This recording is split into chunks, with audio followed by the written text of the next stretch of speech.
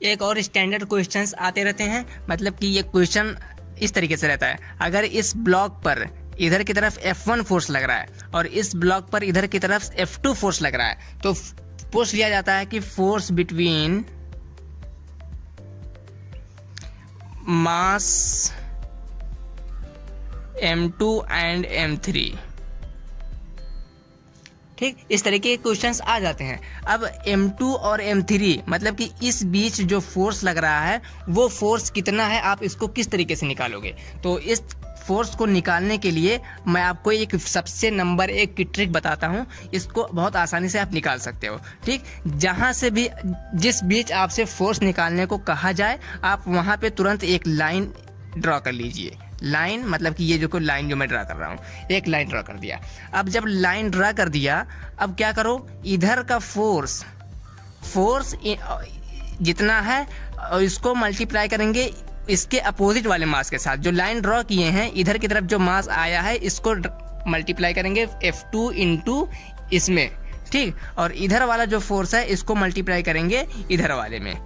ठीक, अभी देखो मैं करके दिखाता हूँ। तो ये जो फोर्स बिटवीन M2 और M3 मास के बीच का जो फोर्स होगा वो होगा इज इक्वल टू, मैं कहा कि पहले एक लाइन ड्रा करो, इस लाइन को ड्रा करने के बाद F2 फोर्स लिखो, F2 इंटू, अब इसके अपोजिट में जो मास है, मास क्या है, M1 और M2 है, तो M1 प्लस M2। ठीक, अब क्या करोगे, यहाँ पे लगाओगे प्लस। ठीक, प्लस लगाने के बाद अब लिखोगे F1 इंटू इसके अपोजिट में जो मास है वो M3 प्लस M4।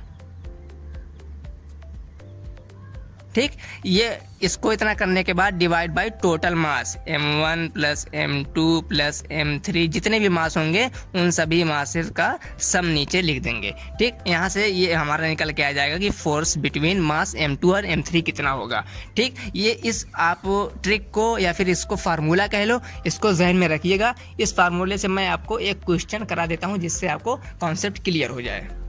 ठीक, अब देखो इस क्वेश्चन को देखो, अगर मान लो कि 3 मार्बल रखे हुए हैं, इस 3 मार्बल में एक का मास 2 kg है, एक का मास 3 kg, एक का मास 4 kg है। अगर इधर की तरफ से एक फोर्स लगाया जा रहा है, ये है 9 न्यूटन का, मतलब कि 9 न्यूटन का फोर्स इधर से लगाया जा रहा है, और इधर से एक फोर्स लगाया जा रहा है वो है 18 न्यूटन का। ठीक, इधर से 18 न्यूटन का, इधर से 9 न्यूटन का फोर्स लगाया जा रहा है इन तीनों मार्बल पर।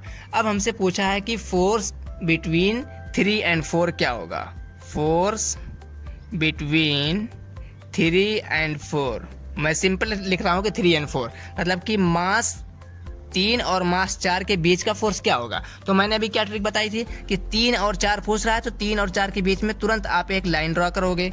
एक लाइन ड्रॉ करते ही एक फोर्स लिखोगे, इधर का फोर्स लिखोगे जो है 18। ठीक, 18 फोर्स लिखने के बाद इसके अपोजिट में जितने मास हैं लाइन के इधर, उसका मल्टीप्लाई करोगे, मल्टीप्लाई होगा 18 इंटू 4। ठीक, ये हो जाएगा प्लस करने के बाद ही तुरंत लिखोगे जो फोर्स इधर बचा है 9। देखो इधर का फोर्स F1 लिख रहे हैं ना 9, इस फार्मूले से कंपेयर भी कर सकते हो इसको। 9 इंटू इधर के इस फोर्स के अपोजिट कितने फोर्स हैं, कितने मास हैं, 3 kg और 2 kg, तो 2 and 3 इन दोनों का ऐड कर देंगे। ठीक, जब इसको हम ऐड करेंगे और नीचे क्या लिखना है, नीचे लिखना है टोटल मास। तो टोटल मास हो जाएगा देखो 2 प्लस 3 प्लस 4। ठीक, तो इसको जब टोटल करोगे तो ये हो जाएगा 18 चौक के 72 प्लस 3 2 5 9 5 45 डिवाइड बाय 4 3 7 2 9। ठीक, इसको भी आप अगर फर्दर कैंसिल करते हो तो 5 2 7 7 4 11 117 डिवाइड बाई 9।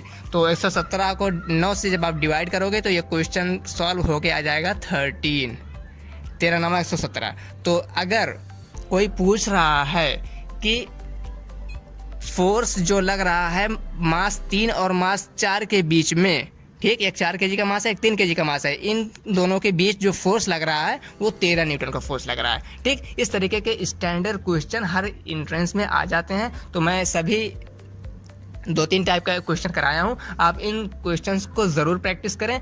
और एक इम्पॉर्टेंट बात कि अगर आप प्रीवियस ईयर क्वेश्चन पेपर को देखना चाहते हैं जो प्रीवियस ईयर एएमयू में आए हैं या जामिया में आए हैं, सभी क्वेश्चंस जो प्रीवियस ईयर के जो आप देखना चाहते हैं डिटेल में इसी तरीके से ट्रिक के साथ डिस्कस किए हुए हैं। वो आप डिस्क्रिप्शन में लिंक है, उस लिंक पे जाके क्लिक करके वहाँ पे देख सकते हैं। लिंक में मैं क्या लिखा हूँ कि important previous year questions for practice, इस तरीके से मैं डिस्क्रिप्शन में लिखा हूँ। आप वहाँ पे ज़रूर जाएं और उस लिंक पे क्लिक करके इसी तरीके के क्वेश्चंस को डिटेल में इसी चैप्टर के आए हुए क्वेश्चन को देखें।